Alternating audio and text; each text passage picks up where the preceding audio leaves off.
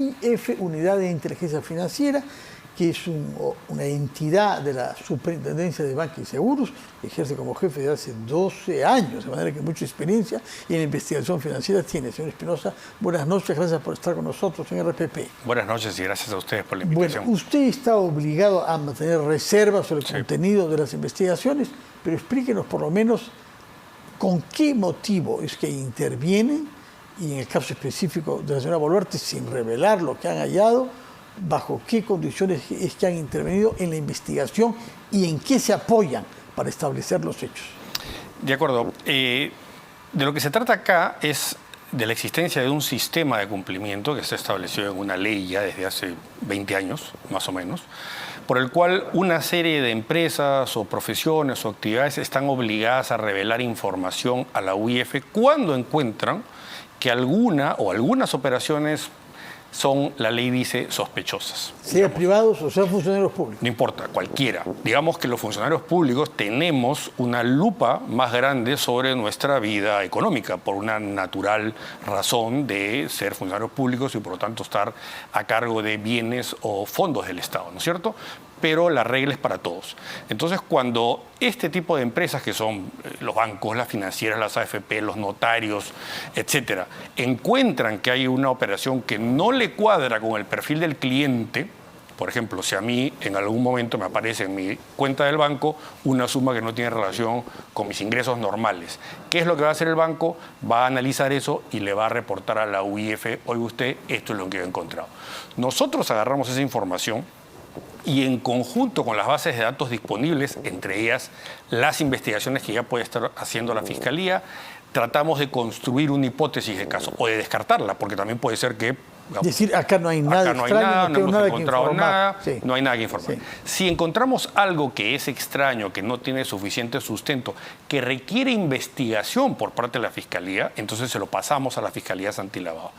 No es, por lo tanto, la conclusión de la UIF nunca una denuncia. No es tampoco una conclusión, digamos, cerrada sobre que acá hay o no hay delitos, sino es una serie de hechos que demandan una investigación más profunda porque no tienen aparentemente una explicación. Explíquenos, en general, no quiero que entre en el detalle de lo que está bajo reserva, ¿qué significa específicamente tener cuentas mancomunadas con una institución? Como usted sabe, la prensa ha hecho saber algunas filtraciones, sin duda, a partir de la UIF. A su pesar, sin duda, estas filtraciones han sostenido que se ha hallado cuentas mancomunadas. Explíquenos qué cosa significa esto, cuál es el origen posible de esos fondos y cuánto derecho tiene uno a tener a título personal una cuenta mancomunada con una institución, en este caso el Culpa Purímac, pero podría ser cualquier otra. Ya, digamos que una cuenta mancomunada es una cuenta que está a nombre de más de una persona, ¿no es cierto? Es básicamente eso. Yo puedo tener una cuenta con mi esposa o con un hijo o con un hermano para, digamos, compartir cierto tipo de gastos, ¿no? Normalmente esto se refiere a cuentas de personas naturales, no a cuentas de personas jurídicas, ¿no es cierto? Porque las administraciones de una persona jurídica pues se llevan con cuentas propias de la entidad, donde el representante no es mancómuno de la cuenta, sino es representante, que es otra cosa. Si yo soy el gerente general, por ejemplo, de una empresa, yo voy a tener la capacidad de disponer de los fondos de la empresa, pero no porque la cuenta esté a mi nombre, sino porque yo tengo un poder otorgado por la persona jurídica que me asigna esa capacidad. Entonces hay que distinguir bien una figura de la otra, porque lo regular precisamente cuando se trata de la representación de personas jurídicas, entre ellas clubes o cualquier otra, es el poder y la representación que no da titularidad de cuenta. De acuerdo. Y si hay una cuenta mancomunada entre un privado y una institución, un club o cualquier otro, ¿es algo que les llama la atención? Pero digamos, una cuenta mancomunada por sí sola no llama la atención, ¿no? Digamos, puede ser, digamos, de alguna manera informal, ¿no es cierto? Pero no necesariamente es sospechoso en los términos de lo que nosotros trabajamos. Cuando la ley en el Perú y en el mundo, porque son sistemas que existen en todo el mundo, cuando la ley habla de sospechoso, de operación sospechosa, se refiere a una operación o unas operaciones que no tienen una explicación lógica, económica o legal válida. Es decir, si yo digo, bueno, tengo esa plata porque me gané pues la lotería 3 semanas seguidas, eso bueno, no tiene, extraño, digamos, explicación, ¿no es cierto? Entonces, lo que nosotros tratamos de encontrar, e insisto, en primer lugar, los bancos y las empresas que nos suministran información, que son las que nos envían las alertas, lo que tratan de encontrar es cuando una operación no cuadra con el perfil de su cliente. Eso es lo que llama la atención y eso es lo que, si no le encuentran justificación, envían a la Unidad de Inteligencia Financiera para que nosotros prosigamos con la investigación. Y recurriendo a fuentes que el banco no puede usar. Correcto. Otros bancos. Exacto. Bueno. La Fiscalía, la SUNAT, en fin. ¿Ustedes solicitan a la Fiscalía o es la Fiscalía que solicita a ustedes información? Ambas cosas. Nosotros tenemos acceso a bases de datos de la Fiscalía, por ejemplo, para saber si una persona de la cual recibimos un reporte tiene en este momento una investigación abierta por lavado de activos. Porque si la tiene, eso le da prioridad al caso. Si yo recibo un reporte del Banco X sobre el señor Sergio Espinosa y Sergio Espinosa tiene una investigación abierta por lavado de activos en una fiscalía determinada, eso le da una prioridad al caso y hace que nosotros nos apuremos y se lo enviamos a ese fiscal. ¿Y apurarse quiere decir cuántos días? En este caso, ¿culminaron el trabajo ya? Bueno, todo esto que ha salido en realidad está referido digamos, a hechos que son antiguos, ¿no? Sí, del año 16 y del año 22. Correcto, eso es lo que señala Pero la investigación publicación. ¿la han hecho cuándo? Bueno, a ver, no le puedo responder exactamente cuándo hemos hecho la investigación, pero todo lo que ha sido, lo que ha salido en medio se refiere a hechos que han ocurrido, tanto digamos, las operaciones financieras como la supuesta investigación hasta el año 22, ¿no?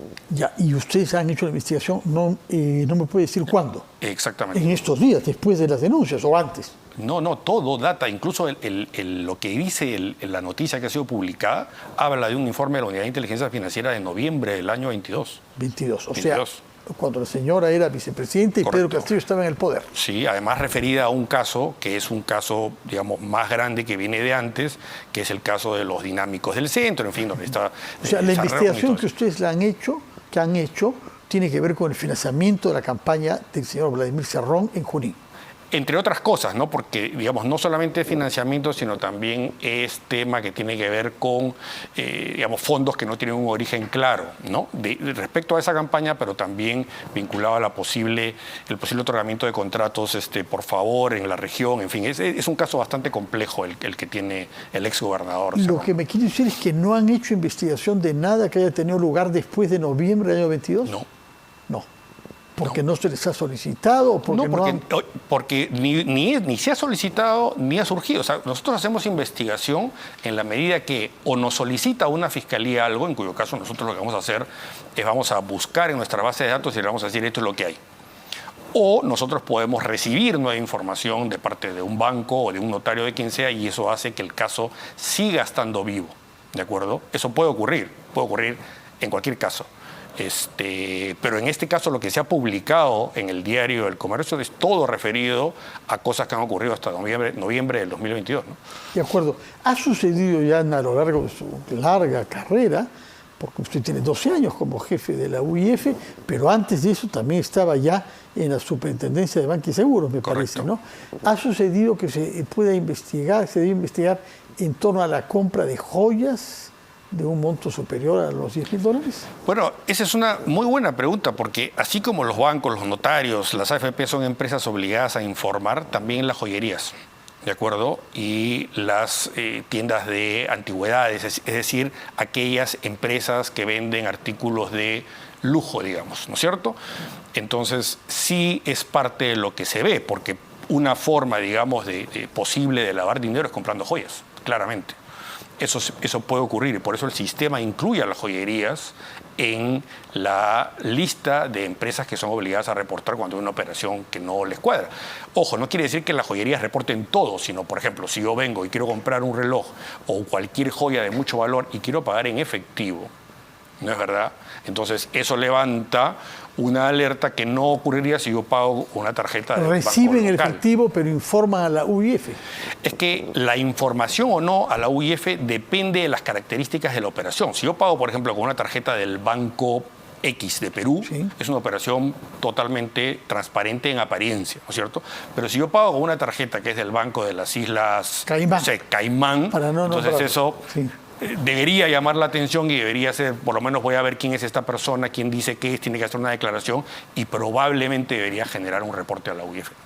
Ahora, cualquier denuncia es hecha por la Fiscalía. Ustedes se limitan a reunir información y la pasan a la Fiscalía. Claro, y después seguimos trabajando con ellos, ¿no? Porque el hecho de que haya una denuncia, o sea, que nosotros hayamos enviado documentación o información a la Fiscalía, no quiere decir que nosotros salimos de la foto. Entonces, ¿qué pueden hacer todavía? Bueno, de hecho, dependiendo del caso, pero ellos nos envían muchas veces información para que nosotros analicemos. ¿Qué tipo de información? Por ejemplo, información bancaria, ¿no? En algunos casos... ¿Por qué no lo puede hacer la Fiscalía? Porque a veces llega información del extranjero que es muy compleja, donde es un detalle muy técnico y con un lenguaje muy sofisticado que yo mismo admito que no entiendo y que para eso hay expertos en la materia que tienen que descifrar eso, ¿no es verdad? Y explicar qué cosa es lo que se está hablando. Eso ha pasado, por ejemplo, en los casos de Lavajato. Claramente con información que venía de Suiza había digamos, que descifrarla y por lo tanto el trabajo continuaba con la Fiscalía, ¿no? No son etapas que se van cerrando necesariamente. Lo más frecuente de alertas es entonces cuentas en países conocidos por actuar como paraísos, aunque Suiza creo que tiene un poco más de restricciones, pero hay otros, ¿no? Liechtenstein y Andorra, etcétera, pequeños estados que hay en Europa y también en los Estados Unidos y en el Caribe. Pero lo más frecuente son cuentas bancarias, pero también la compra de joyas. También está comprendido, por eso es que, como le digo, las joyerías son parte de los sujetos que están obligados a reportar una operación que ellos consideren sospechosa a la UIF.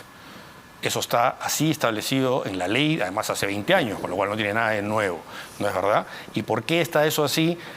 Que está en todo el mundo, además, no solamente en Perú, porque una de las formas de que yo puedo tratar de legitimar un dinero que no tiene un origen claro es comprando bienes de alto valor. Autos, joyas, arte, ¿no es verdad? Antigüedades, cualquiera de esas cosas. Pero joyas o relojes específicamente de lujo, no hay muchas empresas que vendan, ¿no?, en el Perú. No creo que haya muchas. Usted debe tenerlas a todas listadas, debe saber cuáles son las que pueden vender relojes o joyas de más de $10.000. Sí, no tengo en la cabeza, bueno, digamos, el número. Pero no serán más de 10. Digamos, basta salir a la calle para ver que eso, en un par de centros comerciales, y están todas las empresas que venden eso, ¿no? Ahora, también es posible que una persona se compre una joya en el extranjero. Ahí debería haber aplicado una norma, digamos, una regla de pago de impuestos, si es que eso se declara, que debería declararse cuando alguien trae del extranjero algo de determinado valor, ¿no? Si uno compra joyas o relojes de lujo, que son joyas, en el extranjero está obligado a declarar cuando uno viene y pagar un impuesto específico por esa compra. Correcto. Porque se le ha rebajado probablemente el IGB en el país donde lo ha comprado, ¿no? Sí, claro, pero tiene que pagar los derechos de importación, porque usted sabe que los bienes exentos de pagos de derechos son el menaje que uno lleva, por ejemplo, un teléfono, una laptop personal, hay una lista, ¿no es cierto?, de cosas que se puede entrar. Uno va con su computadora y la revisan para ver si no la ha comprado ahí. Y si la ha comprado ahí le preguntan, ¿no? Exacto. Ya, si ustedes se enteran de si alguien ha entrado con una joya costosa y no ha pagado los impuestos en el aeropuerto. No, porque si no ha pagado es porque no la ha declarado. Entonces, en ese caso no hay ninguna noticia, digamos, de que alguien... Imagínense que yo me voy a Estados Unidos, me compro una cadena de oro y la traigo puesta, nadie me ve. Suena en los controles. Bueno, es verdad. Sí, es una cadena de oro. Pero a la entrada no hay controles en realidad. Acuérdense que a la entrada el control es aleatorio. Sí, aleatorio, sí. Es aleatorio. Entonces yo puedo pasar con algo y si no lo he declarado, puedo pasar sin pagar.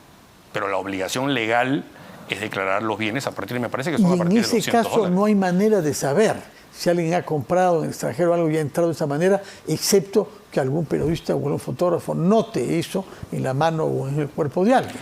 O que ha ocurrido, o que la joyería del extranjero haga un reporte en su país. ¿no en su país. Claro, a nosotros nos ha pasado en algún caso, por ejemplo, que nos ha llegado una noticia de otro país donde nos han dicho una persona con un alto puesto en el gobierno ha estado comprando artículos de lujo en tiendas en una isla del canal, esas islas británicas que están en el Canal de la Mancha. Y eso reportaba, y la UIF, ¿no? era Jersey, una de estas, pero y la UIF de allá nos pasó la información a nosotros. Entonces la alerta salta allá. donde Ya. se compra. Pero le informa a usted. Sí, Y usted pasa a la fiscalía. sí, claro. Y usted antes verifica las cuentas de esa persona que ha comprado allá. Claro, o sea, nosotros siempre cuando hay un aviso, lo que se llama un reporte de operación sospechosa, de cualquier persona, lo primero que tenemos que saber es si eso tiene sentido. Porque comprar artículos de lujo o, digamos, o un auto muy caro o una casa o lo que sea, no tiene nada de sospechoso de por sí. Si Lo uno tiene los sospechoso recursos. es cuando uno no tiene cómo demostrar de dónde tiene el dinero para comprar eso. Entonces, lo que nosotros tratamos de hacer en primera instancia es ver cuáles son los ingresos de esa persona que podrían justificar o no un patrimonio de ese tipo, ¿cierto? Caso de funcionarios públicos, además, usted sabe, tiene que ser declarado todo. Hay una obligación de declarar ante la Contraloría Sí. cuentas, bienes, en fin, con lo cual, digamos, es más fácil hacer el seguimiento, pero en el caso de privados también rige la regla. En todo caso, lo que sabemos de seguro es que ustedes han hecho una investigación entre el 16 y el 22, en el caso de la señora Boluarte, han remitido eso a la Fiscalía y eventualmente van a ser solicitados para que hagan otras investigaciones sobre cosas más recientes. Sí, además existe existe un procedimiento por el cual la Fiscalía puede pedirnos a nosotros un nuevo documento que se llama un reporte. ¿Cuál es la diferencia? El informe que nosotros hacemos, en cualquier caso, es un informe confidencial. Es un informe que solo va a la Fiscalía, que además va por un conducto electrónico que hemos construido con la Fiscalía. No hay papel de por medio. Esto es un archivo encriptado que viaja por un sistema de las dos entidades y ahí se queda y no lo puede ver ni siquiera la defensa de la persona que está siendo investigado porque es confidencial, es una alerta, es una noticia de indicios. Pero la Fiscalía puede voltear a la UIF y decir, oye usted, yo quiero que sobre esto que me ha dado me dé un documento que se llama reporte que sí especifique hechos claramente establecidos. Y ese documento ya no va a ser confidencial como el informe, sino que va a formar parte de la carpeta fiscal y tanto el investigado como su abogado van a poder mirarlo y contradecirlo y atacarlo y todo lo demás. Según su experiencia en otros casos, a lo largo de los 12 años que usted ejerce la jefatura de la UIF, ¿cuánto tiempo puede tomar la Fiscalía para llegar a conclusiones sobre un caso con estas características? Bueno, este es un caso, como le decía, que ya viene siendo investigado un par de años por lo menos, ¿no? Ya tiene bastante, digamos, recorrido, pero si tenemos el ejemplo de algunos otros casos, digamos, emblemáticos, grandes, a veces han tomado más tiempo todavía e incluso algunos siguen sin ser resueltos, ¿no? Digamos, si nosotros hablamos de los grandes casos que han pasado donde se ha imputado lavado de activos en el Perú, no hay ninguno que tenga sentencia, de repente me estoy equivocando ahorita, pero de esos grandes mediáticos y públicos, hasta donde yo recuerdo, no hay ninguno con sentencia. Hay un montón de casos, sí, de lavado de activos con sentencia en el Perú. El Perú está emitiendo muchas sentencias condenatorias en lavado y nosotros tenemos un informe publicado sobre eso recientemente. Sobre las estadísticas de sentencias que se vienen publicando año a año en el Perú condenatorias. Y no están mal. Pero digamos, cuando un caso es complejo, cuando es además altamente mediático y por lo tanto tiene también matices políticos, pues obviamente también eso hace que dure más. Habrá que tener paciencia en todo caso, pero por lo que comprendo ustedes han cumplido con lo que les corresponde, no de ahora, sino por lo que me dice desde hace años. Está en investigación dineros que han partido de campañas del señor Cerrón y de su partido, que ahora se llama Perú Libre, en esa época diferentemente me parece, en Junín. Muchas gracias, señor jefe de la Unidad de Inteligencia Financiera, Sergio Espinosa Chiroca. Muy buenas noches.